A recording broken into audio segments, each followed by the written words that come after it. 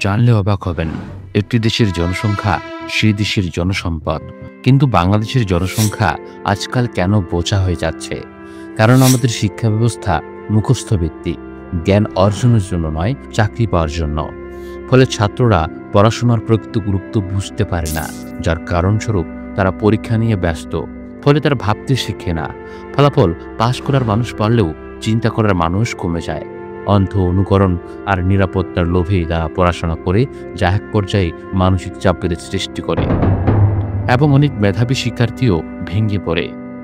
পড়াশোনার উদ্দেশ্য শুধু সার্টিফিকেট নয়, বরং সমাধান খোঁজা, সৃষ্টির মাধ্যমে পৃথিবীকে নতুন কিছু উপহার দিয়ে পৃথিবীর মাঝে বিখ্যাত হওয়া। যেদিন বাংলাদেশের প্রতিটা মানুষ পড়াশোনাকে অন্ধ অনুকরণ না করে এর গুরুত্ব বুঝবে, সেদিনই জনসংখ্যা হবে সত্যিকারের অর্থে জনসম্পদ।